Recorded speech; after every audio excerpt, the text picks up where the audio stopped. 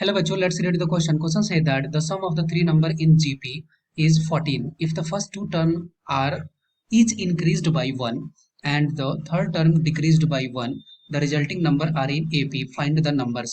Okay, discuss करते हैं. तो यहाँ पे इस क्वेश्चन को करने के लिए की कॉन्सेप्ट क्या हो जाएगा? क्वेश्चन का की कॉन्सेप्ट, यहाँ पे क्वेश्चन का की कॉन्सेप्ट हो जाएगा कि अगर मान लेते हैं कि अगर फर्स्ट टर्म अगर किसी जीपी का ए है और उसका कॉमन रेशियो आर है, तो उसका फर्स्ट टर्म क्या हो जाएगा? ये ए हो जाएगा. सेकंड टर्म क्या हो जाएगा? ये ए आर. थर्ड टर्म क्या होगा? ये होगा ए आर स्क्वायर. ओके, इस बेसिस पर हम लोग इस क्वेश्चन को सॉल्व कर सकते हैं. ओके, तो यहाँ से क्या लिख सकते हैं? अब हम लोग बोल रहे हैं क्वेश्चन में किसी भी तीन नंबर है उसके सम का जीपी में है, वो क्या है? 14 है. तो अकॉर्डिंग टू क्वेश्चन हम लोग क्या लिखेंगे यहाँ पे? सम क्या दिया हुआ है? ए प्लस ए आर स्क्वायर. इसका वैल्यू कितना दिया है? इसका वैल्यू दिया हुआ है 14. ओके, इसको मान लेते हैं इक्वेशन नंबर 1. अब यहाँ से अगर सब में से ए कॉमन ले लेते हैं तो ये हो जाएगा 1 plus r square and this is equal to 14 हो गया. अब उसमें ये भी कंडीशन दे रहा है कि अगर ऐसा करते हैं कि फर्स्ट टू टर्म जो है उसमें अगर 1 से इंक्रीज करते हैं और थर्ड टर्म जो है उसको डिक्रीज करते हैं 1 से, that means first two term ये हो गया ए प्लस 1. सेकेंड टर्म क्या था मेरा? A R. तो इसको बोल रहा है कि ए आर प्लस 1 कर दो.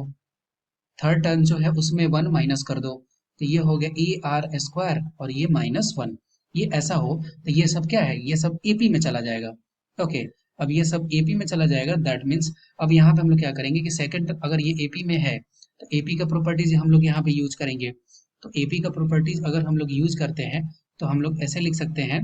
तो हमें पता है कि अगर ये एपी में अगर रहेगा तो फिर जो सेकंड टर्म का वैल्यू है वो क्या होगा? फर्स्ट टर्म और थर्ड टर्म के मीन के बराबर होता है. तो इस प्रॉपर्टी से भी अगर करें तो सेकंड टर्म क्या है मेरा?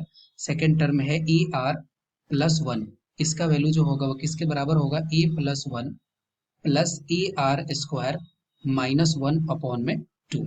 अब इसको अगर सॉल्व करेंगे तो +1 -1 कैंसिल हो गया. तो यहाँ से हो गया 2 इंटू ए आर प्लस 1. और ये वैल्यू क्या हो गया? ये हो गया ए अगर कॉमन लेते हैं तो ये हो जाएगा 1 प्लस आर स्क्वायर. ये वैल्यू आ गया 1 प्लस आर स्क्वायर.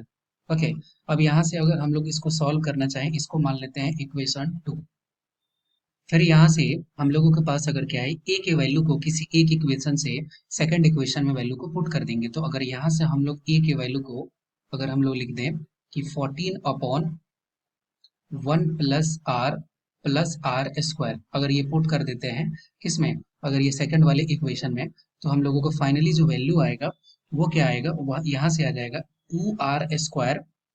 तो यहाँ से ए कैंसिल हो जाएगा. तो यहाँ से बचेगा क्या मेरे पास? 2r स्क्वायर -5r और +2 and this is equal to 0. Okay, अब यहाँ से क्या करेंगे? अब इसको थोड़ा सा स्प्लिट कर देते हैं. तो ये हो जाएगा 2r स्क्वायर माइनस, और ये क्या हो जाएगा? यहाँ पे हो जाएगा, अगर इसको अगर स्प्लिट करें हम लोग तो हम लोग इसको कैसे लिख सकते हैं? यहाँ से हम लोग लिख सकते हैं -4r +2 and this is equal to 0. Okay, तो यहाँ से 2r को कॉमन लेंगे तो ये आ जाएगा r-2, और यहाँ पे -1 कॉमन लेंगे तो ये हो जाएगा r-2 and this is equal to 0. तो यहाँ से हो गया r-2 और ये हो गया 2r-1 and this is equal to 0. तो r इज इक्वल टू आ गया 2 और 1/2. ये वैल्यू आ गया r का. अब ये r का वैल्यू आ गया तो फिर अब हम लोग इस वैल्यू को किस में? इस वैल्यू में पुट कर देंगे. तो यहाँ पे अगर इस इक्वेशन में अगर r के वैल्यू को पुट कर देंगे तो यहाँ से a का वैल्यू निकल जाएगा. तो यहाँ से a का वैल्यू अगर सॉल्व करेंगे तो a का वैल्यू अगर r is equal to 2 put करते हैं तो यहाँ से क्या आएगा? a इज इक्वल टू आएगा 2. और अगर r का वैल्यू अगर 1/2 पुट करते हैं तो a का वैल्यू आएगा 8. ये आ गया 8. तो a का वैल्यू आ गया, r का वैल्यू आ गया, तो नंबर क्या हो जाएंगे? नंबर नंबर की बात करें तो ये फर्स्ट नंबर क्या था? ए, that means 2.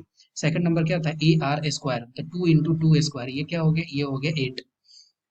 2 into A R square था तो ये टर्म कितना हो जाएगा? ये हो जाएगा नंबर जो है वो 4 होगा. सेकंड टर्म जो है वो ए आर होता है, तो ए का वैल्यू 2, आर का वैल्यू 2, तो ये हो गया 4. थर्ड टर्म क्या हो गया? थर्ड टर्म हो गया 8. तो एक ये सीरीज पॉसिबल है.